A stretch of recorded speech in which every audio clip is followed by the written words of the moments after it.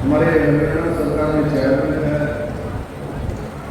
और आप सभी के बहुत प्रिय दिनेश शर्मा जी, उनके दादाजी को याद करते हुए उन्होंने एक स्टेडियम बनाया और उसके उपलक्ष्य में आज इस कार्यक्रम को रचना किया। पंडित सुखपाल जी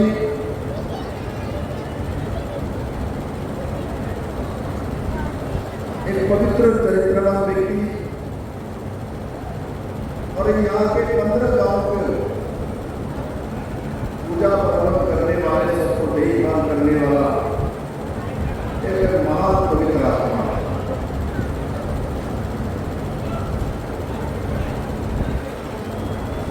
और उसी को याद रखते हुए हमारे दिनेश शर्मा जी ने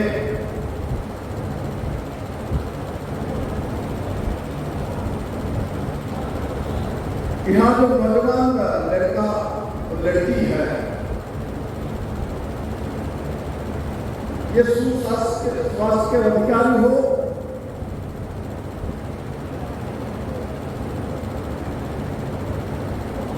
और हरियाणा ऐसे में भी खेलकूद में बहुत आगे है, उसको और भी बढ़ावा दिया जाए, उसी दिशा में दिनेश शर्मा जी ने ये स्टेडियम बनाने का संकल्प लिया था। और मैं आशा करता हूं इससे इस अंचल के आसपास के बच्चे जो है उनको वहां खेलकूद करने का मौका मिलेगा। और जो आजकल बच्चे बहुत कम एज में ड्रग्स का अलग अलग नशाओं का शिकार हो जाते हैं, उससे बच्चों को बचा के रखने का सबसे बड़ा उपाय है आप बच्चे को खेल कूद में उत्साहित करके और शाम सुबह जिस समय वो अलग अलग नशा और ड्रग्स के शिकार हो जाते हैं, आप उनको शरीर चर्चा और खेल कूद में बांध के रखेंगे, उनके जीवन के लिए भी अच्छा होगा, इनके स्वास्थ्य के लिए भी अच्छा होगा, आपके गांव का नाम भी रोशन करेंगे और आपके गांव में खुशियां भी रहेंगी। और इस कार्यक्रम में हमारे बीच हमारे भारतीय जनता पार्टी के बहुत पुराने कार्यकर्ता, समर्पित कार्यकर्ता और महामंत्री के नाते भी प्रदेश में काम किया है और इनके पूरे परिवार भाजपा के प्रति समर्पित है। ऐसा संजय जोशी भी है, हमारे कमल यादव जी है, नौजवान है, ऊर्जावान है और गुरुग्राम के हमारे जिला अध्यक्ष श्रीमती उषा प्रियदर्शी, महिला मोर्चा के प्रदेश अध्यक्ष श्री तेजपाल तलवार जी, पूर्व विधायक मेरे साथ जिसका नाम पहले लिया दिनेश शर्मा जी, हरियाणा सरकार में ऐसे बोर्ड का चेयरमैन है, हाउसिंग बोर्ड का, वेलफेयर बोर्ड का चेयरमैन है, जो कि हरियाणा किसानों का प्रदेश है। किसान जो खेती में फलाता है उसको रखने के लिए इसका जरूरत पड़ता है और ये पंडित जी के पास रखा जाता है।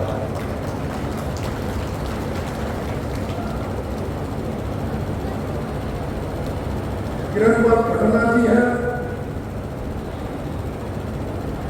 हमारे मंडल अध्यक्ष और यहाँ उपस्थित मंच में सभी महानुभाव और बड़े मात्र से मेरे सब बुजुर्गजन, भाई बहन और मीडिया कर्मी,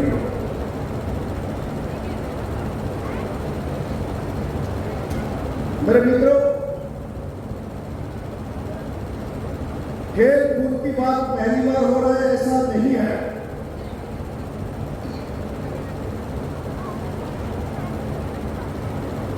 माननीय प्रधानमंत्री नरेंद्र भाई मोदी जी जब 2014 में पहली बार प्रधानमंत्री बने, तब से हर क्षेत्र में नरेंद्र मोदी जी ने काम करना शुरू किया है। आपके मन में प्रश्न हो सकता है, क्या मोदी जी के पहले पहले कोई काम नहीं होता था? होता था। मोदी के काम में और पहले के काम में अंतर था। मोदी जी के कार्यकाल में सर्वांगीण विकास भारत का हुआ है और अगले 5 साल में और भी जाएगी। काम सब करते हैं, कौन कितना गति से काम करता है और सुचारू रूप से समय के पहले काम खत्म कर सकता है, बात वहां की है।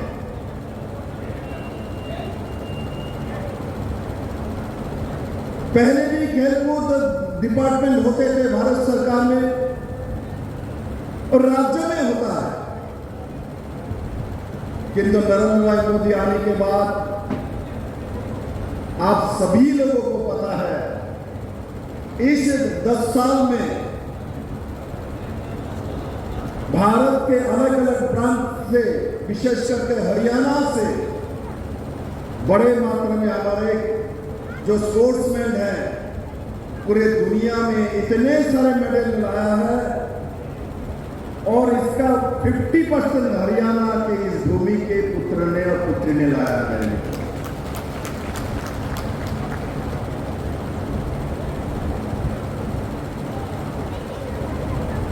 और नरेंद्र भाई मोदी जी ने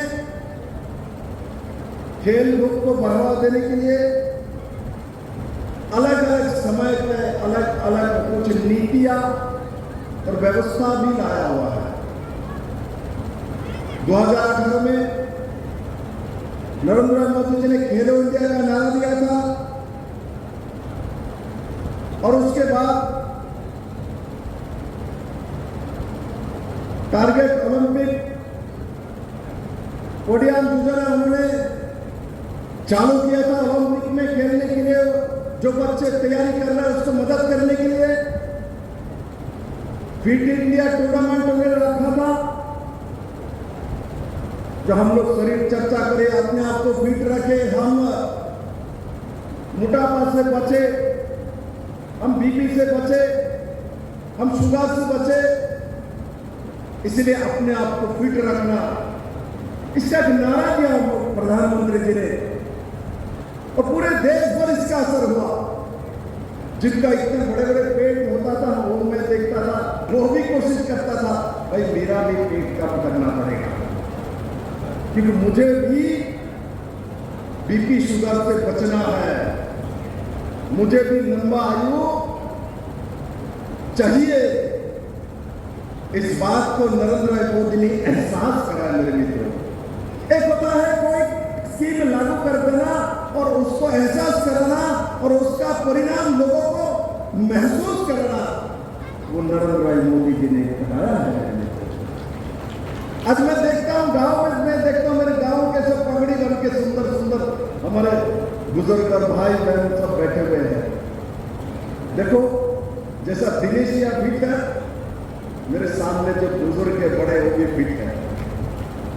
और हरियाणा के लोग ऐसे में भी मेहनती है, मेहनत करता है, धूप में जाता है, खेती करता है, फसल फलाता है, अपने घर में गाय रखता है, घर का दूध पीता है और घर का दूध, घर का गेहूं और घर का मक्खन खा के जब बच्चा बड़ा होता है तो ध्यानचंद बनता है, खिलाड़ी बनता है, देश को भी रक्षा करता है, पाकिस्तान के सामने लड़ाई करके पाकिस्तान को झुका के भी आता है। ये काम नरेंद्र मोदी जी ने बखूबी किया मेरे मित्रों। खेलो इंडिया राज्य उत्कृष्ट स्कीम वो भी नरेंद्र मोदी जी ने लागू किया राज्य सरकार के माध्यम से। राष्ट्रीय हवाई खेल नीति जिसमें ड्रोन जैसे खेलों का बढ़ावा देना, कभी कोई सोच सकता है ड्रोन के माध्यम से खेल करेंगे हम। अभी तो ड्रोन दीदी ने भी बनाया है, हमको सभी किसानों को मालूम है। इलेक्शन के पहले गांव-गांव में हम लोग गए भी थे, विकास रथ लेके नरेंद्र मोदी के, और उसमें ड्रोन दीदी हमने बनाया था।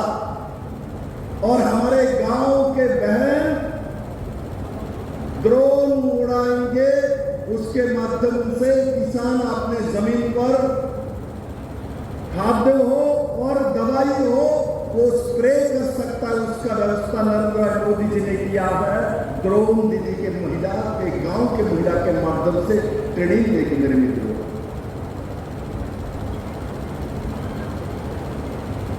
खेल और शारीरिक फिटनेस नीति 2015-16 ये पंचायत स्तर तक छोटे खेल के स्टेडियम बनाने का योजना जो कि राज्य सरकार द्वारा करने की योजना बनाई गई है मेरे मित्रों। खेल नर्सरी और प्रतिभा पहचान, छोटे उम्र में बच्चे उस दिशा में जाए, इसलिए नर्सरी क्लास से ही उस दिशा में लेके जाने के लिए भी उन्होंने एक स्कीम लागू किया है। इसलिए मेरे मित्रों, जो मैं कहना चाहता हूं कि नरेंद्र भाई मोदी ऐसा एक व्यक्ति है जिन्होंने भारत का नाम पूरे दुनिया में एक ऊंची जगह में पहुंचाने का काम किया है। मेरे मित्रों, हम बहुत सारी समाज सेवी जो समाज सुधारक का नाम जानते हैं। हरियाणा के 7 लोग महर्षि दयानंद सरस्वती का नाम जानते हैं ना? महर्षि दयानंद सरस्वती का नाम जानते हो आप? कौन कौन जानता है? जरा हाथ उठाओ। सभी लोग महर्षि दयानंद सरस्वती का नाम जानते हैं। किस लिए? क्योंकि वो समाज सुधारक है। समाज सुधारक है। अस्पृश्यता समाज के अंदर जो था, कुसंस्कार, उसको विरोध करते हैं, खत्म करने का काम महर्षि दयानंद सरस्वती ने किया। इसलिए वो समाज सुधारक है। उनको समाज सुधारक के नाते पूरे दुनिया जानता है मेरे मित्रों। बंगाल में ईश्वर चंद्र विद्यासागर विधवा विवाह उन्होंने खुद किया और उसके बाद प्रचलन हुआ। पहले भारत में किसी विधवा को विवाह नहीं कर सकते थे। किसी महिला का पति का मृत्यु हो गया तो दूसरी बार उस महिला का शादी नहीं करने वाला है कोई।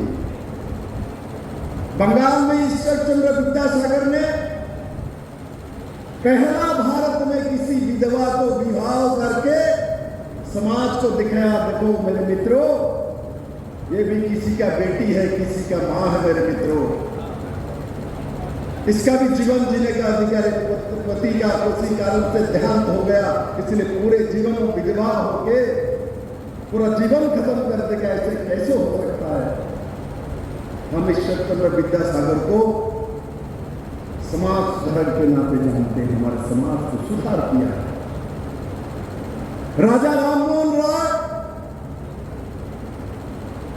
जो सतीदाह प्रथा भारत में महिला जब उसके पति का देहांत हो जाता है तो पोती के साथ पत्नी को जलाया जाता था, इसको सतीदाह प्रथा कहता था। और इस प्रथा को किसने समाप्त किया, किसने आंदोलन किया? राजा राममोहन राय ने किया है। और तब से सतीदाह प्रथा, महिला को उनके पति के मृत्यु के बाद जलाया नहीं जाता। मेरे मित्रों, उस समय एक व्यक्ति मुस्लिम शासक थे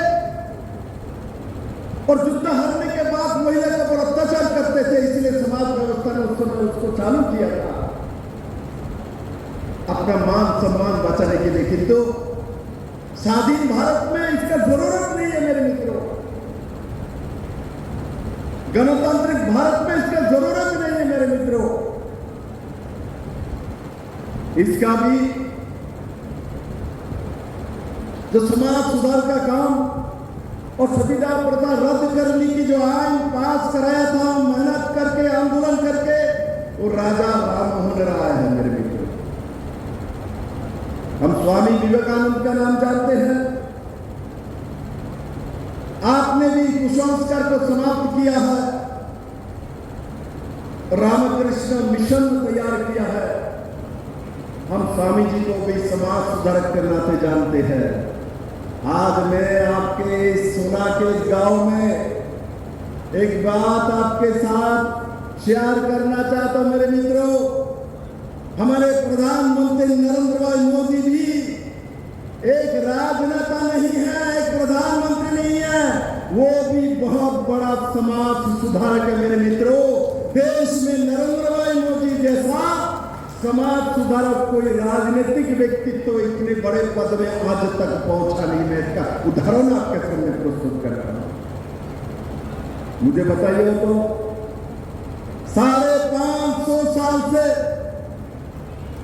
हिंदू और मुस्लिम में लड़ाई चल रहा था राम मंदिर बाबरी मस्जिद को लेकर। लाखों करोड़ों लोगों का जान गए हैं, दंगा हुआ है, जाति दंगा हुआ है, घर जलाया गया है। नरेंद्र भाई मोदी जी ने अपने सरकार के व्यवस्थाओं के माध्यम से और सुप्रीम कोर्ट के माध्यम से 550 साल पुराना हमारे समाज के जो मांग था, हमारे राम लाला का मंदिर अयोध्या में निर्माण हो, प्राण प्रतिष्ठा हो, यह समाज सुधार का काम नरेंद्र भाई मोदी जी ने किया है मेरे मित्र। इसमें पैसा नहीं लगा, इसमें पैसा नहीं लगा। राम मंदिर बनाने के लिए लोगों ने चांदा देकर राम मंदिर बना रहे हैं मेरे मित्रों। सरकार ने कोई स्कीम नहीं दिया मेरे मित्रों। ये समाज सुधारक का काम किया नरेंद्र भाई मोदी ने। मुस्लिम महिला को 3 तलाक से मुक्त करने का काम नरेंद्र भाई मोदी जी ने किया है। विधवा विवाह प्रचलन करके ईश्वर चंद्र विद्यासागर समाज सुधारक हो सकता है, तो 3 तलाक समाप्त करने वाला समाज सुधारक क्यों नहीं होगा मेरे मित्रों? इसमें भी तो पैसा नहीं लगता। समाज को तो सुधार किया है, मुस्लिम समाज को, महिला को अपना अधिकार दिया। नरेंद्र भाई मोदी जी ने भाई रोका नहीं है। कश्मीर में 370 धारा, जो कि भारत के समाज व्यवस्था में व्यवधान पैदा करने वाले एक व्यवस्था है। कश्मीर के लिए एक आइन है, पूरे भारत के लिए हर एक आइन है। कश्मीर में संविधान अलग चलेगा, भारत के बाकी प्रांत में व्यवस्था अलग चलेगा। कश्मीर में अलग प्रधान होगा, अलग बात बोला जाएगा। नरेंद्र भाई मोदी जी ने उसका भी समाप्त किया। 370 का समाप्त करके भारत के सभी लोगों के लिए समान आय और सभी राज्य में समान अधिकार। और विशेष करके आज जो संविधान लेके घूमता है राहुल गांधी को, मैं उनको बताना चाहता हूं यहाँ से, कश्मीर में 370 आर्टिकल 35 लागू होने के कारण से किसी एससी को, ओबीसी को, एसटी को अपना अधिकार नहीं मिलता था।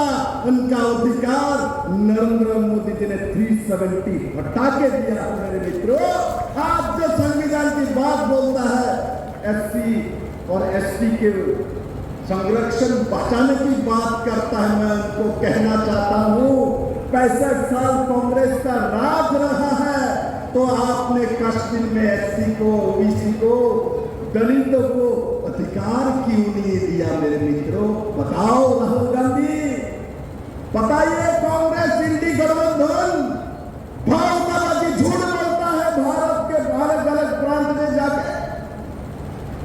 इस बार भी कांग्रेस का मैनिफेस्टो है, लोकसभा में तो था, उसमें लिखा हुआ है कांग्रेस सरकार में आएंगे तो सभी एससी, एसटी, ओबीसी के आरक्षण से काट के वहां से मुस्लिमों को आरक्षण दिया जाएगा। इसका मतलब एससी, एसटी का आरक्षण का कोटा कम करने वाला था।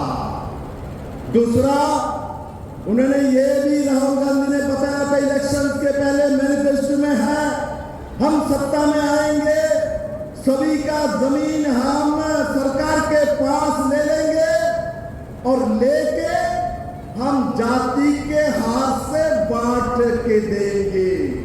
जमीन आपने खरीदा, आपने मेहनत के लिए खरीद किया, गाय आपने खरीदा, और कांग्रेस के सत्ता आता तो राहुल गांधी के घर पे आपका गाय चला जाता, दूध प्रियंका गांधी का बेटा बेटी पीता है।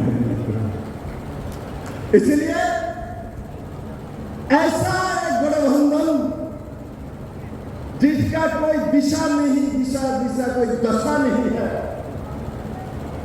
किसी कारणवश झूठ बोल के लोगों को भ्रमित करके 100 के आसपास पहुंचा है और भारत को चलाने का सपना देख रहा है मेरे मित्रों। और ऐसी बात हम देश के सामने रखा है जिसको सही ढंग से देश की जनता के सामने जानी चाहिए आपके माध्यम से मेरे मित्रों। और राहुल बाबा को पता नहीं, वो जो बोलता है जमीन सब सरकार के पास ले लेंगे, एसेट सब ले लेंगे और हम बांटेंगे समाहार में, ये कम्युनिज्म है।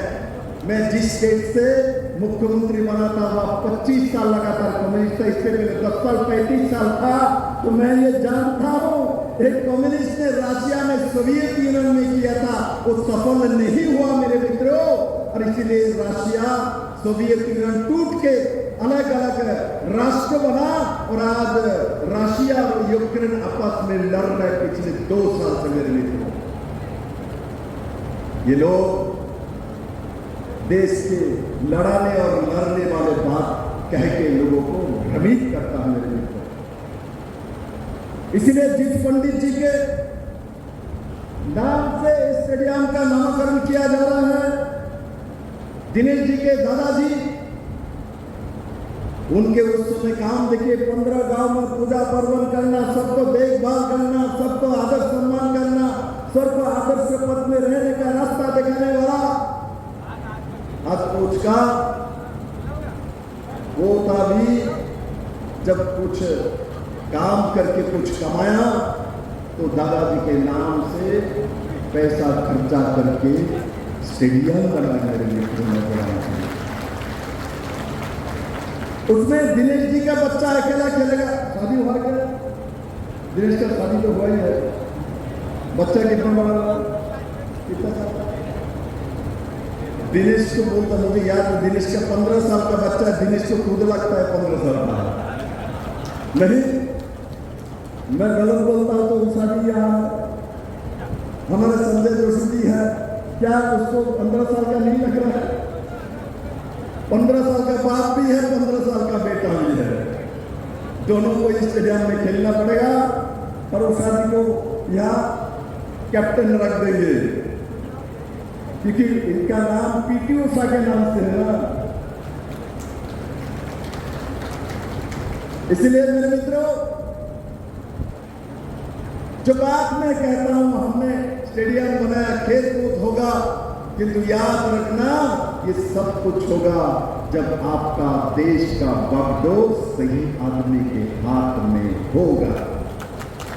हम लोग कभी सोचते हैं हमारा क्या मतलब है राजनीति में, कोई एमएलए बने, कोई मंत्री बने, कोई मुख्यमंत्री बने, कोई प्रधानमंत्री बने, मेरे मित्रों, इस देश में ऐसा भी प्रधानमंत्री बने जो कि चीन को हमारे देश के एक पार्ट 1967 में दे डाला। हमारे देश में ऐसा भी प्रधानमंत्री बने जब आजाद पश्चिम में हमारे फौज पहुंच गया था तब उनको वापस आने के लिए बोला था, ऐसा भी प्रधानमंत्री बने। और आज नरेंद्र भाई मोदी ऐसा प्रधानमंत्री है, पाकिस्तान में जाके सर्जिकल स्ट्राइक करके आ गए हैं। इसलिए मेरे मित्रों, खेल कूद, स्टेडियम, खेती बाड़ी, ये सब तभी आपके पास सुरक्षित रहेगा जब आपका देश सुरक्षित रहेगा। मेरे मित्रों, अब देश सुरक्षित रहने का सबसे बड़ा व्यक्ति जिसके पास अपने देश को सौंप के रखा है वो है कौन? ये कौन है? ये नरेंद्र भाई मोदी है मेरे मित्रों। और हमारा सबका काम है नरेंद्र भाई मोदी का सोच और विचार को हरियाणा में हर गांव में पहुंचाना है। ये कोई राजनीतिक मंच नहीं है, किंतु मैं आपको यह कहने के लिए भी आया हूं, भाई राजनीति के बिना कुछ होता नहीं। कोई बोलता है राजनीति हर जगह पे नहीं करना, ऐसा नहीं है मेरे मित्रों। राजनीति के बिना राजा नहीं चल सकता है, देश नहीं चल सकता। इसलिए देश चलाने के लिए राजनीति जरूरी है और राजनीति में सही व्यक्ति बैठना जरूरी है। हरियाणा में अक्टूबर में इलेक्शन होगा, मैं आपको दायित्व देता हूं, आप एक एक गांव में जाए घूमिए और हरियाणा में नरेंद्र भाई मोदी के प्रतिनिधि को ही अक्टूबर में तीसरी बार बैठाना है मेरे मित्रों। इसी विषय में काम करना, मैं मानता हूं अब सभी लोग मिलकर ये काम को दिशा देंगे। और आज जो मैं बोलने के लिए आया हूं, मैं एक दिन बोलने के लिए आया हूं, रोज मैं आपके गांव में आपके परिवार के पास नहीं आ सकता मेरे मित्रों। मैं आपसे निवेदन करता हूं, जो भी मैंने कहा समाज सुधार के बारे में, ये बात पूरे गांव में जाना चाहिए। नरेंद्र भाई मोदी का नाम भी नरेंद्र है मेरे मित्रों। स्वामी विवेकानंद का असली नाम नरेंद्र है मेरे मित्रों। नाम के साथ लोगों का स्वभाव मिलता है। मेरा नाम विप्लव है ना, मेरा स्वभाव भी ऐसा ही है। आप लोगों को जिनको मंच में बैठे उनको मालूम है मेरा स्वभाव कैसा है। विप्लव का अर्थ रेवोल्यूशन है, जो विद्रोह के साथ परिवर्तन कर देता है, उसका नाम विप्लव है। मेरे प्रदेश में कम्युनिस्ट के लोगों का स्लोगन था, विप्लव दीर्घजीवी हो बोल के स्लोगन मारता है, इनकलाब जिंदाबाद बोलता है। और मैं जब भारतीय जनता पार्टी का अध्यक्ष बन के त्रिपुरा में गया हूं तब कम्युनिस्ट का विप्लव दीर्घजीवी बोल नहीं पा रहे क्योंकि मेरा नाम ही विप्लव है, इनको फंस गया है, अपना स्लोगन ही बंद हो गया। इसलिए व्यक्ति का नाम के साथ अपने स्वभाव का भी दिखाई देता है। इसलिए नरेंद्र भाई मोदी जी के नाम के साथ उनका स्वभाव उसी दिशा में जाता है। उन्होंने पिछले 10 साल में ये प्रमाणित किया है मेरे मित्रों। मैं सभी मंच में बैठे हुए लोग और मेरे सामने जो लोग सुबह 10 बजे तक बैठा हुआ था इस गर्मी में, मैं सभी लोगों को बहुत बहुत धन्यवाद देता हूं जहां आप लोगों ने सुबह से एक गर्मी में आके बैठा हुआ है। किंतु मैं आज एक दायित्व भी देके जाना चाहता हूं मेरे मित्रों। अब जिस गांव से आए हैं, जिस जगह से आए हैं, जिस घर में रहते हैं, उस घर में हर बच्चे, हर माँ, हर बुजुर्ग, सभी के पास नरेंद्र भाई मोदी के बारे में बताइए मेरे मित्रों। हम लोग सोचते थे इस इलेक्शन में पहले मोदी के बारे में सब लोग जान गया है, किंतु बाद में हमको मालूम चला हम लोगों से कुछ गलती हुई है। क्योंकि हम सोचते मैं जानता हूं तो बाकी सब जानते हैं, ऐसा नहीं होता मेरे मित्रों। मैं जानता हूं तो सबको बताना है, पंच में बताना है, घर घर में बताना है और उस दिशा में अपने भविष्य के लिए काम करना है। मैं मानता हूं आज जो विषय मैंने आपके सामने रखा, आप सभी लोग नरेंद्र भाई मोदी के प्रतिनिधि बन के, प्रधानमंत्री के प्रतिनिधि बन के के प्रतिनिधि बन के गांव में हर घर में इस बात को पहुंचाएंगे, नौजवान को नया दिशा देंगे, ड्रग्स मुक्त कराएंगे, नया हरियाणा बनाने के जो संकल्प हमने मनोहर लाल खट्टर जी के माध्यम से देखा था। नायब सैनी हमारे मुख्यमंत्री हैं और आगे भी रहेगा और तीसरी बार भी भारतीय जनता पार्टी के सरकार बनेगा और उसी दिशा में हमारे एक एक गांवों में काम करेंगे। और नौजवान के लिए भी हमने जिस तरीके से काम करना शुरू किया, महिला के लिए काम करना शुरू किया, उसको और भी गति देंगे। इस बात को रखते हुए मैं सभी को दोबारा बहुत बहुत धन्यवाद देते हुए अपना विषय समाप्त करता हूँ। सबको बहुत बहुत धन्यवाद। जय हिंद, भारत माता की जय।